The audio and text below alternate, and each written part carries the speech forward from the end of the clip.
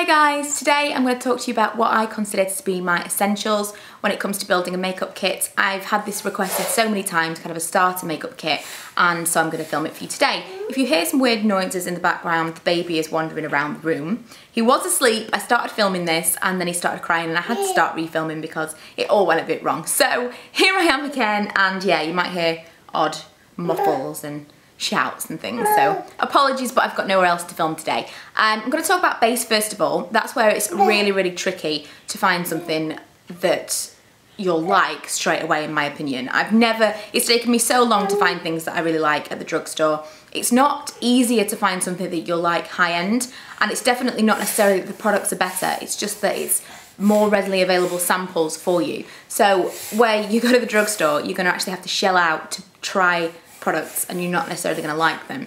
When you go high-end, you're probably not saving that much more money going to the drugstore because you can try them in advance. However, when you have found something you like, it's going to be more inexpensive to actually repurchase if it's a drugstore product. Just kind of that out of the way. I prefer drugstore products, I just prefer drugstore foundations. I've tried lots of high-end ones and I've never liked any of them apart from my Sheer Glow, but that doesn't have the longevity that I want. And so, without further ado and mumbling, the two that I have to show you are kind of opposite ends of the spectrum. I have the Revlon Colour Stay, which is amazing, lasts all day long. The coverage is fantastic and it's really quite a satin finish for my oily skin. And then I have the Garnier BB Cream, which is the original, the oil-free version, although I loved it and I raved about it. Noisy boy. And I completely raved about it and recommended it to you all. The oil-free version unfortunately did break me out because it had a high content of alcohol. He's decided to bring all of his soft toys and play with them around my tripod, so at least he's having fun. So yeah, this is kind of a cross between a tinted moisturiser and a traditional BB cream. It's not the traditional version of either, whereas this is a very buildable, high coverage foundation. Somewhere in between these two is probably something that you're looking for, but it's just trial and error, I'm afraid. So you're looking for a foundation first of all, and then a concealer. And along the same spectrum, there are lots and lots of different concealers, lots of different coverages, lots of different formulas. Just be aware that they're not all created equal. Not all concealers are made for the under eye, not all concealers are made to hide blemishes. As an example, these two are very different, and these are the ones that I'm using right now. This is the Last Imperfection Concealer from Collection 2000, or Collection as they're now known, and this is the Urban Decay 24/7. I have to bite the lid off, how gross is that? 24/7 Concealer Pencil.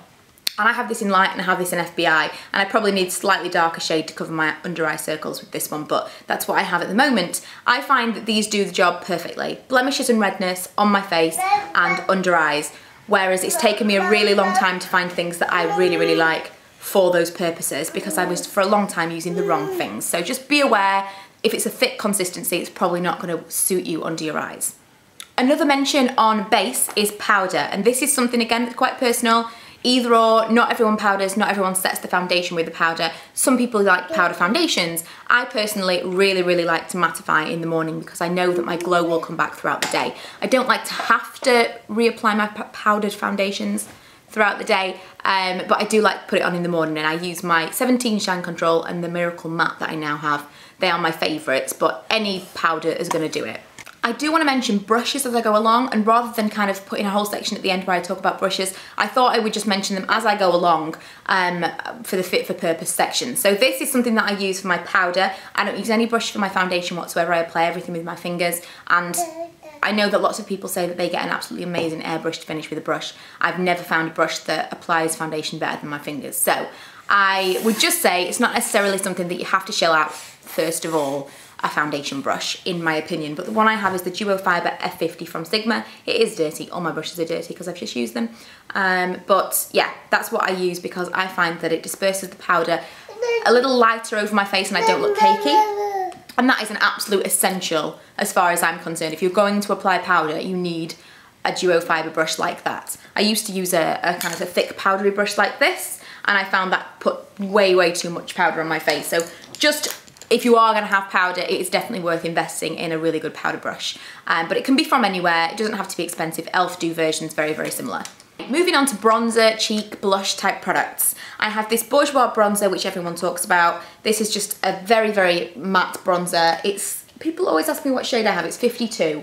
Not orangey at all. You can be really heavy-handed with it. It's very, very lightly pigmented, but you can build it up to quite a lot of colour. So perfect for me and perfect for people starting out, in my opinion. And then you've got blush and highlight colours, and he keeps knocking the tripod. He's still on my phone. I think he's happy now. Blush and highlight colours, and the ones that I use are actually multi-purpose, and they're these two. And I know that you may have seen a video where I trashed this. I didn't trash it, it's just that I don't think that it was worth the hype that was all around YouTube about it, and I still don't. The reason I use it is because I've got it. I wouldn't repurchase it. But I have this. It gives kind of a rosy glow. It's the Natural Happy Booster from Physicians Formula that I got in America. I can't get it over here. And it just gives kind of a glow and a highlight at the same time.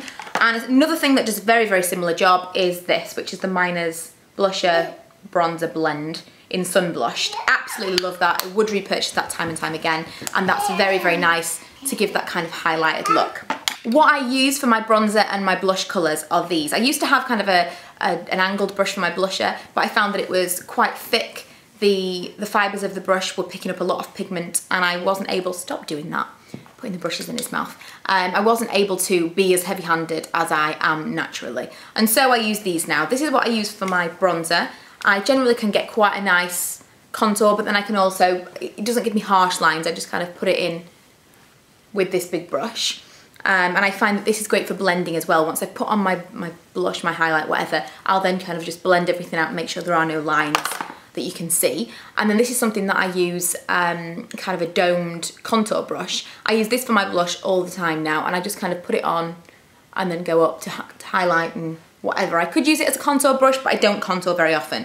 And this happens to be MAC because I got it at CCO. I would never go out of my way to buy a MAC brush. And if I had to repurchase, I'd probably get the Sigma version of this.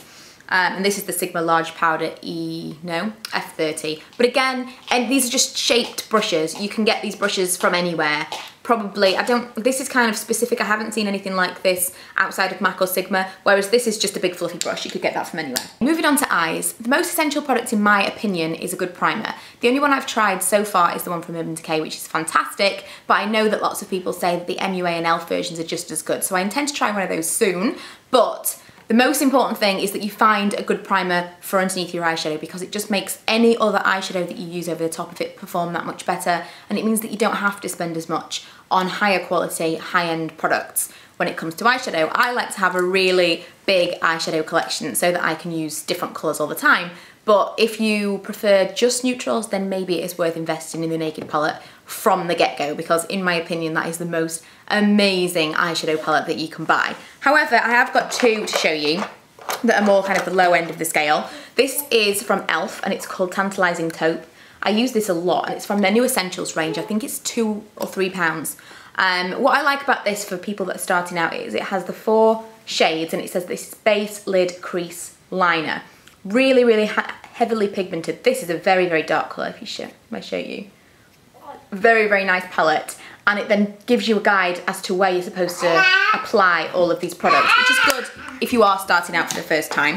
I haven't included an eyeliner in the eyes section, mainly because I don't think it's absolutely essential if you are starting from the very, very bare bones of it. I would think it's essential for me, but it's not essential for everyone, and you can substitute a dark eyeshadow for an eyeliner if you mix it with water or a primer. Another great shadow palette is this one from MUA. And the reason I think this is so great is because it's got a really nice mixture of neutrals and colour, and this is Dusk Till Dawn. And I think these are about £3, really, really inexpensive. MUA eyeshadows are very, very nice quality, but I would just note that the single shadows, in my experience, are a lot nicer quality. So if you find that you've got £10 to spend, I would buy 10 single eyeshadows from MUA over the £3 palette, just because the quality is so much nicer. When it comes to a nice selection of colours, their palettes are very nice too. And mascara. This is another thing like foundation that's very, very difficult to find straight off the bat that you're gonna like. I have taken years and years and years to find mascaras, that I like. The two that are my favourites are Maybelline 1x1 and the Volume Million Lashes from L'Oreal. I actually don't like the Mega Volume Collagen. What I've done is I've taken the Volume Million Lashes brush and stuck it in the collagen tube so that I don't waste the products, because the brushes were completely different. The formula of the mascara, in my opinion, doesn't do that much. It's the brush. And the brush on the original one is amazing, and I really want to try the new one that they've brought out in the red tube. But yeah, it's taken me such a long time to find mascaras that I like. And again, I don't think that it's worth buying them from high-end because it's going to take you just as long to find them. It's just trial and error, and unfortunately trial and error can be expensive, but once you've found something you like, then you've got it to repurchase forever. And Milo keeps eating my makeup brushes, like you do. Okay, I think that's it for eyeshadow, so I'll talk about the brushes that I would use for my eyeshadow. I do have one other thing to mention first of all. It's the Collection 2000, what is this? Eyebrow definer.